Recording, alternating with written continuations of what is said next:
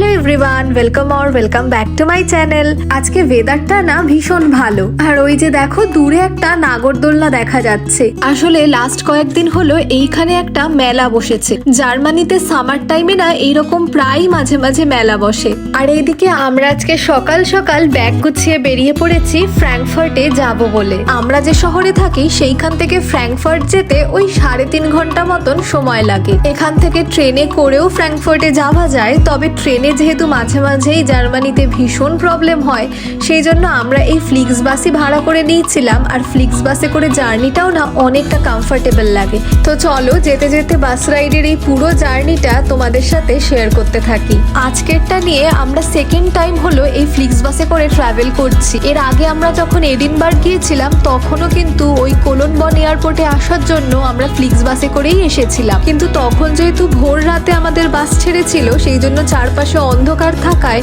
এই সুন্দর সিনসিনারি গুলো কিছুই দেখতে পাইনি। আর আজকে যেহেতু দিনের বেলা ট্রাভেল করছি তাই আশেপাশের এই সব সিনারি গুলো কিন্তু দেখতে বেশ ভালো লাগছে। আর ওই দেখো লাইন দিয়ে 3খানা উইন্ডমিল দেখা যাচ্ছে। এই বাসের জানলাগুলো এত বড় বড়, এইরকম বড় জানলা দিয়ে চারপাশের সিনারি গুলো দেখতে কি যে অপূর্ব লাগছে।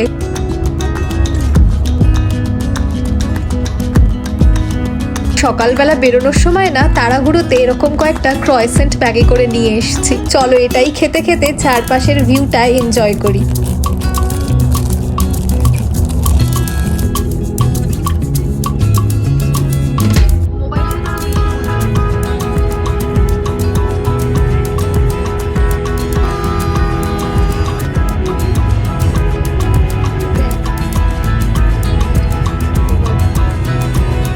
কোনো বাস রাইড যে এত সুন্দর হতে পারে সেইটা এই ফ্লিক্স বাসে দিনের বেলা করে যদি আমরা ট্রাভেল না করতাম তাহলে না সত্যি বুঝতে পারতাম না।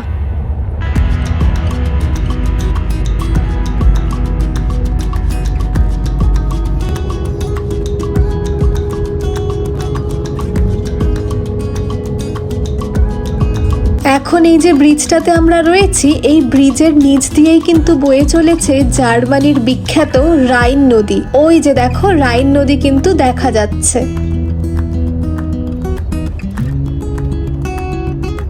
ওই যে দেখো দূরে দেখা যাচ্ছে ছোট ছোট পাহাড়, আর তারই গা গড়িয়ে নেমে এসেছে সবুজ ভ্যালি। এই ভ্যালিগুলোকে এখানে লান ভ্যালি বা ওয়েস্টার ওয়ার্ল্ড হিসাবেও বলা যায়। আর ওই যে দূরে এই ভ্যালির গায়ে যে ছোট ছোট বাড়িগুলো আছে এইগুলো সবই কিন্তু গ্রাম অঞ্চলের বাড়ি, ঠিক যেন স্বপ্নের মতন। সবুজ পাহাড়ে মোড়া ছোট্ট একটা গ্রাম, আর তারই কোলে কয়েকটা ছোট ছোট বাড়ি।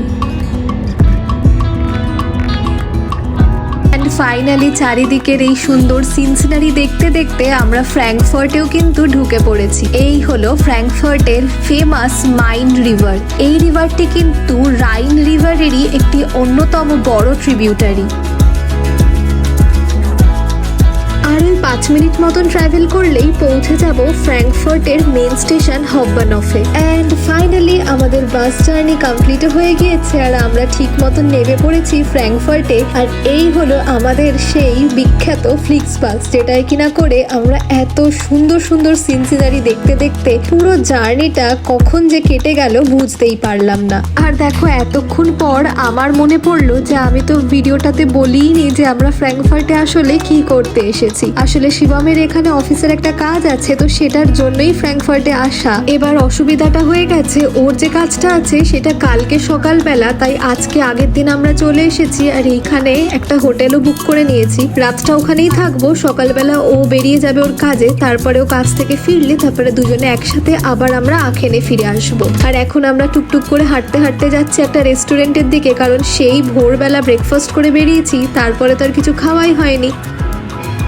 আর এই দেখো ফ্র্যাঙ্কফার্ট যেহেতু অনেকটাই বড় একটি শহর, তো এইখানে শহরের মধ্যে দিয়ে কিন্তু ট্রামও চলাচল করে। আর ওই যে দেখো এটাই হলো ফ্র্যাঙ্কফার্ট মেইন স্টেশন, ফ্র্যাঙ্কফার্ট হাউপবানহফ। তো চলো নেক্সট ব্লগে তোমাদের সাথে আজকের আমরা যে হোটেলটাতে থাকছি সেই হোটেলের রুম ট্যুর আর যে রেস্টুরেন্টটাতে আজকে খেলাম সেটারও ভিডিওটা নেক্সট ব্লগে শেয়ার করে দেবো। এই ব্লগটা এখানেই শেষ করছি। ভালো লাগলে একটা সাবস্ক্রাইব করে রেখো। Till then take care, bye by.